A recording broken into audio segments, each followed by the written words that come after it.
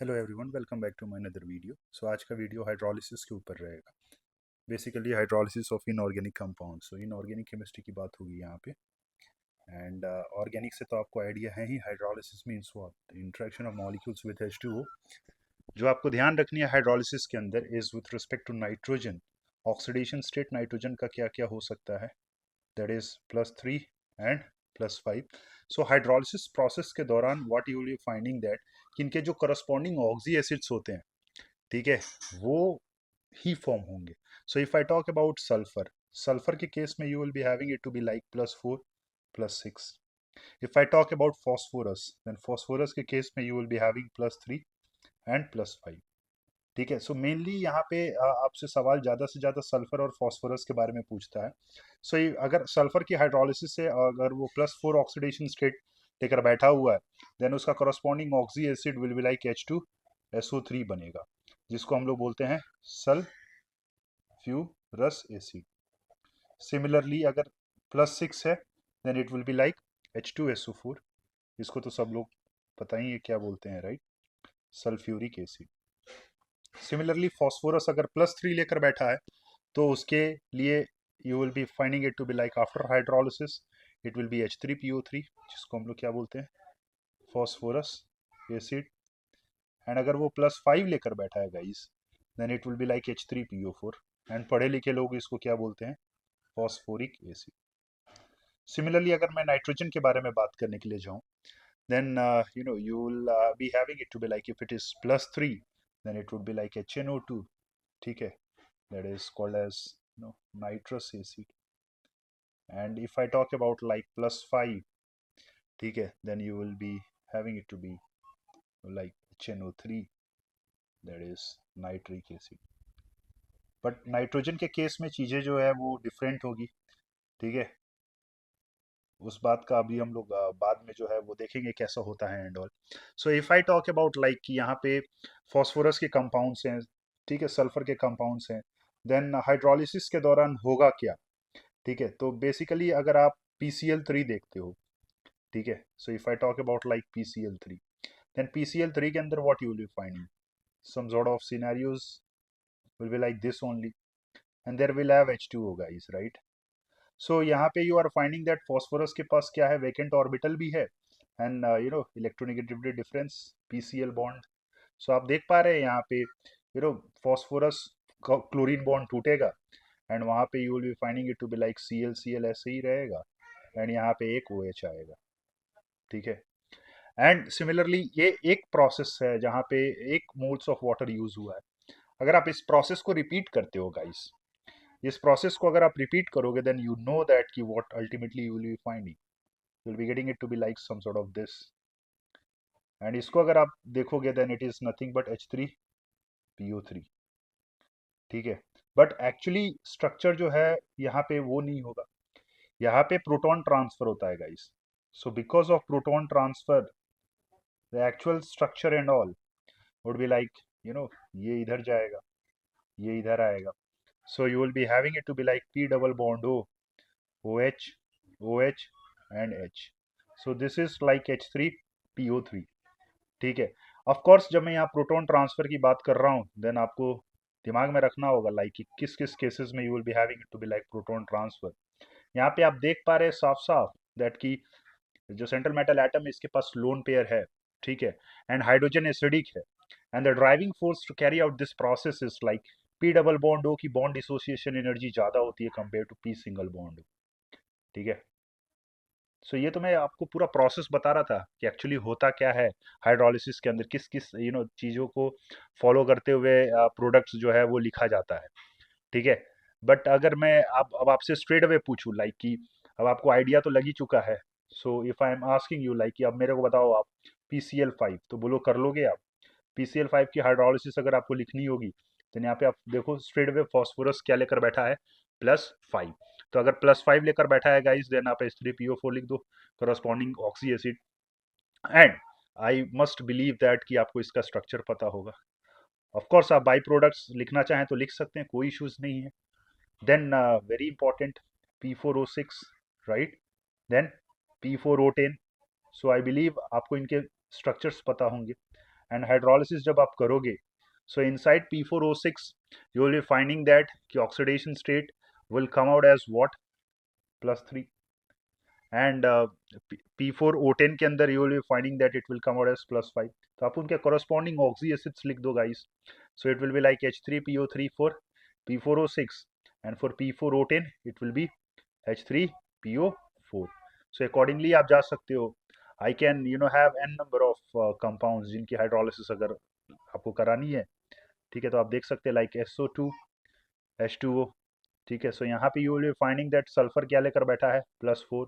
तो आप क्या बना दोगे, H2SO3, राइट. फिर आप क्या ले सकते हो, SO3 + H2O. फिर आप क्या कर सकते हो, H2SO4. जो ध्यान देने वाली बात है is with respect to this Cl2O7. यहाँ पे अगर मैं बात करने के लिए जाऊँ देन आपके पास जो एसिड, ठीक है, वो बनकर आएगा HClO4, जहाँ पे क्लोरीन जो है वो +7 लेकर बैठा है. सो अगर इन टाइप के एसिड्स की अगर मैं बात करूँ देन ये किस किस प्रकार के होते हैं. The answer would be like HClO4, जहाँ पे क्लोरीन विल बी लाइक +7 होगा. Then the another category will be like HClO3, जहाँ पे क्लोरीन +5 होगा. Then you can have HClO2, जहाँ पे क्लोरीन कितना होगा गाइस, +3 होगा.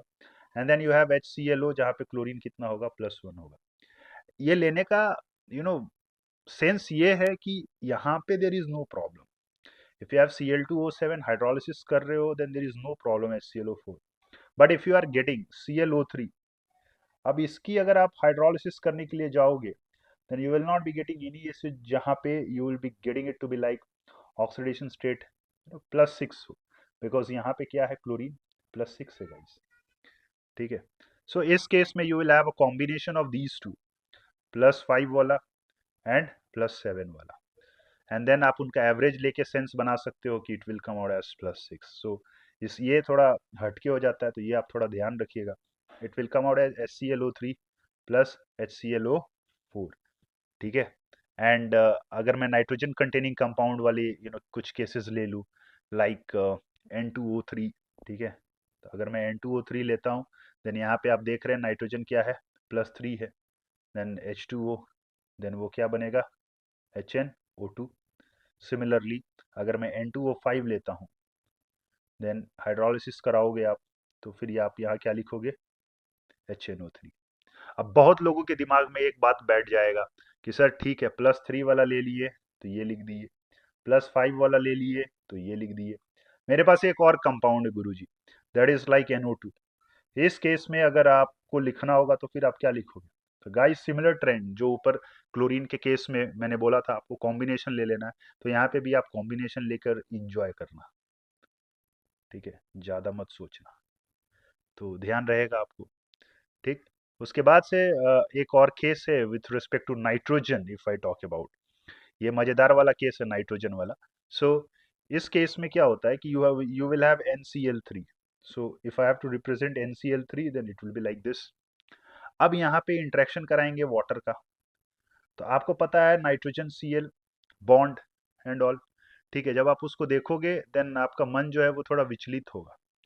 ठीक है, बट एक्चुअली नाइट्रोजन के पास लोन पेयर है एंड इधर oxygen itself is a lone pair. So यहाँ पे जो इंटरेक्शन होगा, यहाँ पे इंटरेक्शन नाइट्रोजन ऑक्सीजन का डायरेक्टली नहीं होगा, यहाँ पे इंटरेक्शन क्लोरीन ऑक्सीजन का होगा गाइस. सो अगर क्लोरीन ऑक्सीजन का इंटरेक्शन होगा, ठीक है, then you will be finding that कि some sort of this you will be having. And इस केस के अंदर आप ध्यान से देखना, इस केस के अंदर क्या होगा कि यहाँ पे ये जो H है ये नाइट्रोजन पे जाएगा एंड ये वाली बॉन्ड खुल जाएगी, which means यहाँ से you will be getting it to be like NHCl Cl and there will be removal of HOCl. पढ़े लिखे लोग रिगार्डिंग HOCl के बारे में बातें करते हैं कि इसको हम लोग क्या बोलते हैं, हाइपोक्लोरस एसिड. अब आप समझदार हैं, अगर ये प्रोसेस एक मोल के साथ हो रहा है तो फिर चीज़ें यहाँ पे आकर रुक रही है. अगर आप इसको दोबारा दोहराते हो, बेसिकली आप 2 मोल्स H2O लेते हो देन यहाँ पे 2 मोल HOCl का बाहर निकलेगा and you will be getting what, ammonia. So that is very very important. आप इस बात का ध्यान रखिएगा please. When you will be having a hydrolysis of NCl3, then यहाँ पे इस केस में you will be getting that कि you will have 3 moles of H2Cl that will be out. अच्छा, बहुत सारे लोग यहाँ पे ये बोलते हैं कि ये वाला जो प्रोसेस है, यहाँ पे जो इंट्रैक्शन एंड ऑल हो रहा है हाइड्रोजन का with nitrogen, is because like Z effective nitrogen का बहुत ज़्यादा होता है compare to Z effective of Cl. Yes, that's true, that is 100% true. आप वो चीज़ कर सकते हो, कोई दिक्कत नहीं है. उसके बाद अगर मैं बात करने जाऊँ with respect to a very important compound, organic में आप ES में पढ़ते हैं, that is oleum. So oleum के केस में you will be getting it to be like what, some sort of things to be like H2S2O7. और oleum को ही क्या एक और नाम से पुकारा जाता है, that is called as pyro sulphuric acid. अब अगर मैं इसके स्ट्रक्चर की बात करूं, देन इसका स्ट्रक्चर रेडॉक्स के अंदर आप सबसे पहली बार सीखते हो. एंड इसका स्ट्रक्चर इज लाइक जस्ट आपको सिमेट्री का यूज करना है एंड चीज़ों को आगे बढ़ाना है, लाइक S डबल बॉन्ड हो and there will be like SO S linkage double bond हो डबल बॉन्ड हो. यहाँ पे आप देख पा रहे हैं that you have used already 5 oxygen. ठीक है, सो छठा इधर, सातवां इधर, and hydrogen is satisfied. Now over here what will happen, आप इस बॉन्ड को तोड़ोगे एंड कॉम्पनसेशन में HOH पुट करोगे, right. So if you do so then what you will be getting, H2SO4. of course कितने मोल, एक इधर से निकल कर आएगा और एक इधर से, so that is like 2 moles of H2SO4. so इस बात का आप ध्यान रखिएगा. उसके बाद अगेन रिडॉक्स में एक और इंपॉर्टेंट कंपाउंड होता है, that is called as Marshall's acid, right. नाम तो सुना ही होगा. एंड मार्शल्स एसिड के बारे में अगर मैं लिखने के लिए जाऊं, then it is nothing but H2S2O8. Again यहाँ पे आपको सेम काम करना है, सिमेट्री का यूज करना है to draw the structure and all. So if I talk about like इस केस में और ऊपर वाले केस में डिफरेंस क्या है, सिर्फ एक ऑक्सीजन का है, तो आप एक ऑक्सीजन बीच में डाल दो और इंजॉय करो. So you will have S double bond हो OH, then you will have oxygen oxygen, फिर डबल बॉन्ड हो and then OH. And then फिर आप हाइड्रोलिसिस करोगे, एंड हाइड्रोलिसिस का की कॉन्सेप्ट तो अभी मैंने आपको बताया. आप ये वाली बॉन्ड तोड़ देना, इधर H देना और इसको OH देना, which means left hand side से what you will be getting, left hand side से ध्यान से देखो आप H2SO4 आएगा, एंड राइट हैंड साइड से आपको क्या आएगा, H2SO5. पढ़े लिखे लोग इसको क्या बोलते हैं गाइस, कैरोज एसिड. तो आपसे पूछ सकता है कि स्टेप वाइज हाइड्रोलिसिस या फिर पार्शियल हाइड्रोलिसिस अगर आप मार्शल एसिड का करा रहे हो, देन कौन कौन से कंपाउंड्स मिल रहे हैं आपको, क्या आपको कैरोज एसिड मिल रहा है, the answer is yes. I believe आपको कैरोज एसिड का स्ट्रक्चर पता है. अगर आपको नहीं भी पता है देन आप यहाँ से आइडिया लगा सकते हो. It would be like S double bond हो OH and then OO and then H. Next step में क्या होगा, जब आप फुल हाइड्रोलिसिस कर रहे हो देन फिर से आप ये वाली बॉन्ड तोड़ोगे, आप यहाँ H डालोगे, यहाँ OH डालोगे. सो बेसिकली यहाँ से you will be getting what, again H2SO4, and right hand side से बधाई हो, you will be getting H2O2.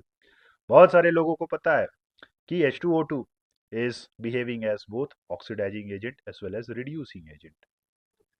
ठीक, which means अगर आपसे पूछे मार्शल्स एसिड के कंप्लीट हाइड्रोलिसिस से क्या मिल रहा है गाइस, तो आप क्या बोलोगे, you will be getting 2 mole H2SO4 and then H2O2, which is very very important. इस बात का आप ध्यान रखिएगा, ठीक है. इसी तर्ज पे अब मैं बहुत सारा और एग्जांपल्स ले सकता हूँ. और क्या हो सकता है इसके अंदर, you can have H2S2O6. Similar pattern पे जाने का गाइस, ऑक्सीडेशन स्टेट अब पता करो आप. स्ट्रक्चर बहुत इंपॉर्टेंट है, अगर आपको स्ट्रक्चर पता है देन फिर आप वहाँ से आइडिया ले सकते हो. You can have H4P2O5 guys. यहाँ से आप पाएंगे कि फॉस्फोरस का ऑक्सीडेशन स्टेट कितना है. सो यहाँ पे +3 निकल कर आएगा, तो अगर +3 निकल कर आएगा देन +3 वाला ऑक्सी एसिड चिपकाने का और इंजॉय करने का. ठीक, एक और मैं ले लेता हूँ, दैट इज लाइक H4P2O7. यहाँ पे H2O है, अगेन बता दो क्या होगा, आंसर वुड बी लाइक +5, तो +5 वाला दे दो which is like H3PO4. Very very important. ठीक, चर्चा को आगे बढ़ाते हैं and let's talk about something with respect to inter halogen compound. So inter halogen compound के अंदर जब आप हाइड्रोलिसिस करते हैं ना, तो उनके कॉरस्पॉन्डिंग हाइड्रा एसिड्स मिलता है, hydra acids. If I talk about like hydra acids के एग्जांपल्स क्या हो सकते हैं, so it's like HF, HCl, HBr, HI, ये सब हाइड्रा एसिड्स होते हैं। विच मीन्स यहाँ पे अगर मैं इंटरलेजेंट की कैटेगरीज के बारे में बात करूँ, then you can have a category of X X dash. Another category क्या हो सकता है? X X dash 3। Another category क्या हो सकता है? X X dash 5 and the last one is X X dash 7। So आप एनसीईआरटी तमीज से जाकर पढ़ना, एंड ये सारी कैटेगरीज के अंदर कौन कौन से कंपाउंड्स आ रहे हैं उनका आपको ध्यान रखना है। ठीक है।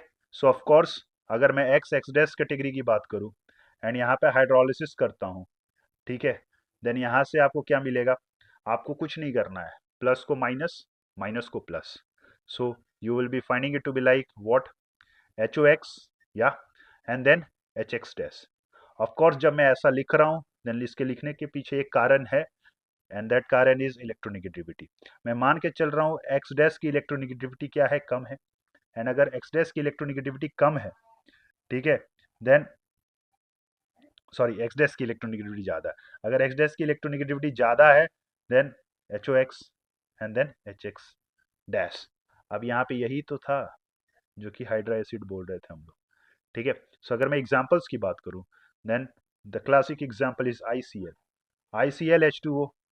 सो क्या मिलेगा? HIO and then HCl। आपको ये ध्यान रखना जरूरी है कि यहाँ पे अगर आप एक्स एक्स डैश की कैटेगरी ले रहे हो तो जो एसिड बनेगा वो क्या? HOX वाला होगा। सिमिलरली जब आप एक्स एक्स डैश 3 करोगे तो वो क्या बनेगा? HXO2। सिमिलरली जब आप एक्स एक्स डैश 5 ले रहे हो तो फिर उस केस में क्या बनेगा? HXO3। एंड देन फिर अगर आप लास्ट वाला ले रहे हो एक्स एक्स डैश 7 तो उस केस में क्या बनेगा? HXO4। सो इस बात का आप ध्यान रखिएगा, एंड करस्पॉन्डिंगली इनकी हाइड्रोलिसिस आप कर लेना। एक ICL वाला ले लिया था। अब एक्स एक्स डैश 3 के बारे में अगर मैं बात करने जाऊं then it will be like ClF3। अगर मैं एक्स एक्स डैश 5 की बात करने जाऊं then it will be like ClF5। X X dash 7 classic example IF7। ठीक है। सो इस बात का आप ध्यान रखते हुए इनके हाइड्रोलिसिस आप करा देना, कोई दिक्कत वाली बात नहीं आएगी। Now the very important is with respect to xenon की hydrolysis. First part is like XeF2, another part is like XeF4, and the third part is like XeF6। Very very important, इनका आपको ध्यान रखना है कि इनकी हाइड्रोलिसिस कैसे होती है। ठीक है। सो अगर मैं बात करने के लिए जाऊं हाइड्रोलिसिस के बिहाफ पे लाइक XeF2, तो उससे पहले आपको एक बात का ध्यान रखना आवश्यक है, that is with respect to अगर आपके पास जेनॉन है गाइस,